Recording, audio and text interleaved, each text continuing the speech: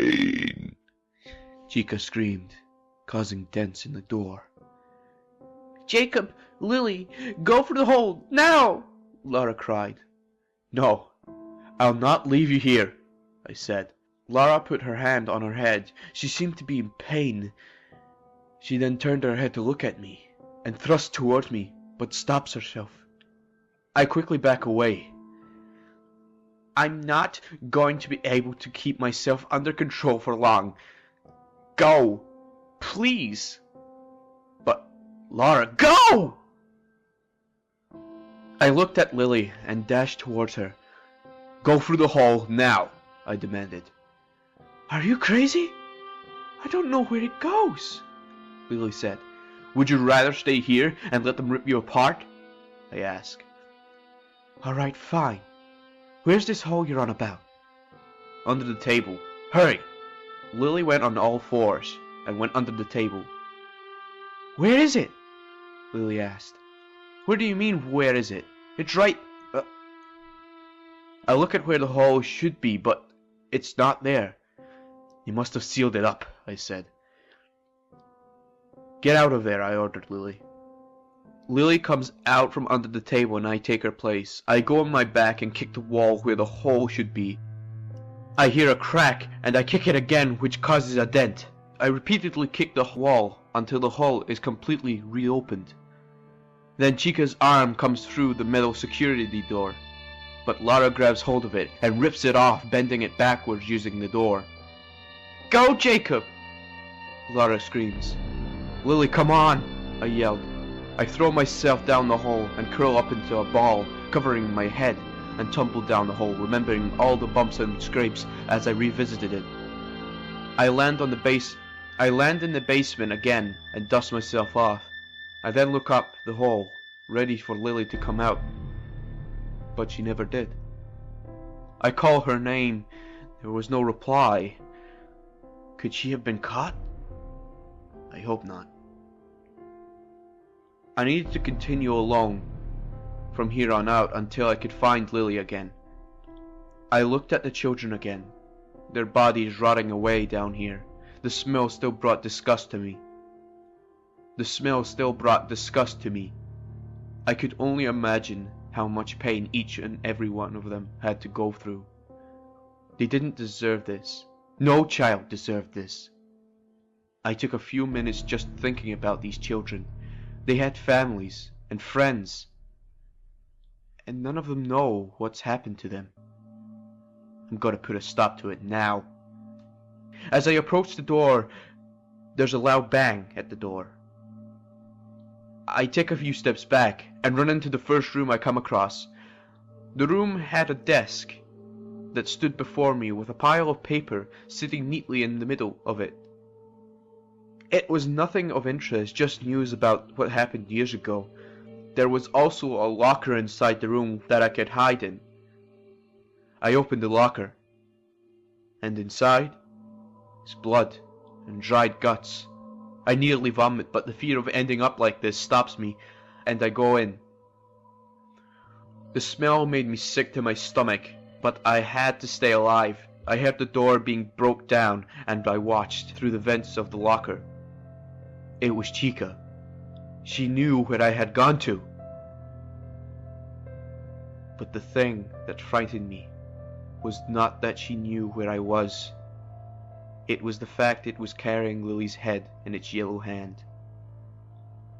No! But the sadness is soon replaced with anger.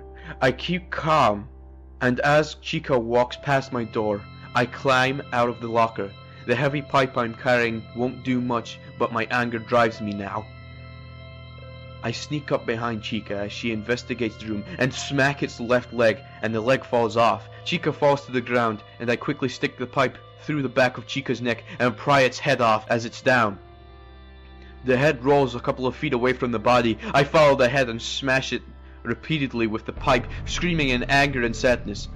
Fuck you, you piece of fucking shit! I yell, crushing the head with every swing of the metal pipe. I then back up against the wall behind me, exhausted, and slide down it to the floor. I sit there looking at Chica's mangled head, but then looking at Lily's. I start to cry. This girl was only trying to do what I was trying to do.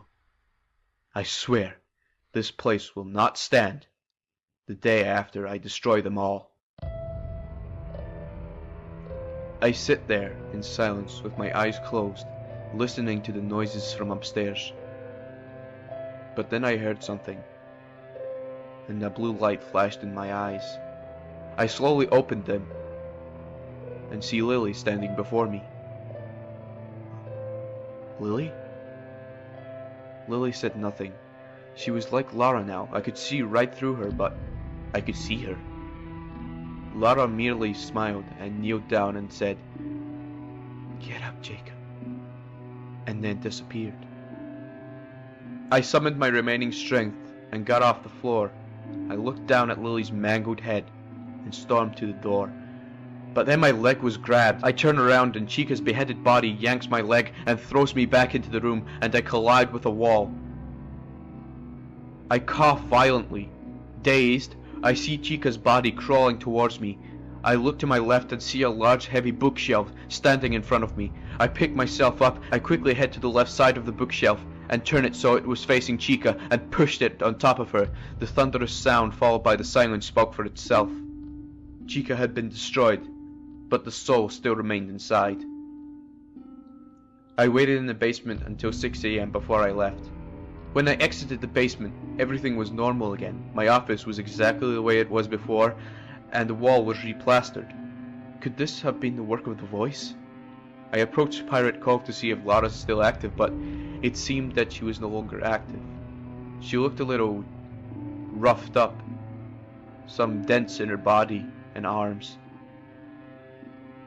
So I left and walked home. Day 4. I could not stop thinking about Lily, her head being carried around by Chica like it was some sort of damn trophy. As I was driven to work, I remembered that the voice wanted the laptop, but he wasn't getting it. I knew that he would try something tonight. The only way I could find out was going there and facing another night. I got a cab to Freddy's today, as I couldn't find my car when I exited the building yesterday. The cab driver was a little shocked and disturbed when I asked him to drop me off at the pizzeria. It seemed to have that kind of effect on people that the name itself gave people the creeps. I paid the cab driver, and everything seemed fine from the outside. As I entered the building, I saw something that still haunts me to this day. I saw on the wall a message that said, "Welcome, Jacob," written in blood. It sent a cold chill down my spine, and a trail of blood led to the left side of the hall. I followed the blood trail, and it seemed to be leading to the kitchen. I followed the trail into the kitchen, and there he was, Freddy, holding Lily's head just like Chica did. It wasn't even 12 a.m., so how did it get here? I looked at my phone. 11:59. Oh shit! I shouted. The time shifted to 12 a.m. Freddy's eyes disorientated me as it glowed brightly into my eyes. I heard metal footsteps coming towards me. I backed away. I slipped and banged my head on the door behind me. It had closed itself. I saw the two round rays of light focusing on me. They became bigger and bigger. But behind me, there was a loud thud. Then a moment later, I heard a desperate scream. Lara came through the door, diving right over my head and into Freddy. The both of them fought ferociously in the kitchen. Lara stuck her hooked hand into Freddy's stomach and ripped it open, but Freddy grabbed Lara's busted arm and yanked it off. Lara then bit into Freddy's neck and they fell into the floor. I heard Lara yell, "Jacob, the cookers, turn them all on now!" as she occupied Freddy.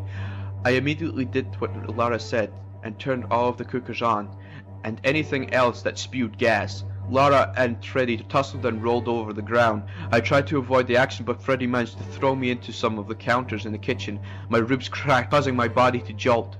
"Jacob, run now!" Lara screamed. I jumped through the hole that Lara made as she entered the kitchen and turned around. I saw Lara grabbing hold of her hooked arm, which lay beside her, whilst pinning the Freddy animatronic with the rest of her body.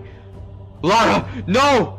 "Goodbye, Jacob," Lara uttered. Lara then forced her hooked, severed arm into the cooker that sat beside her and Freddy, and fiercely scratched at the wires and propane tanks inside, causing a massive spark. The next thing I know, there was a bright light, and I found myself lying on the ground outside of Freddy's pizzeria.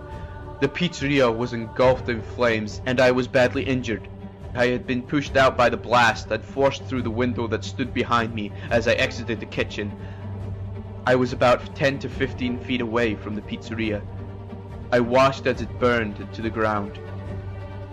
It was finally over. I picked myself up and felt my leg aching in pain. Once more, I gazed at the fire that consumed Freddy's pizzeria. But amongst the rubble and flames, I saw something golden. I looked closer and saw that it was Freddy. Not the one Lara was fighting, but a different Freddy. His eyes were black, with red irises. Its teeth were jagged and covered in blood, and his eyes leaked a black ooze. And his body was golden, and he wore a top hat just like Freddy did, but this one was burnt to a cinder, barely hanging on to the golden Freddy's head. He was the last one, and I was going to finish this once and for all.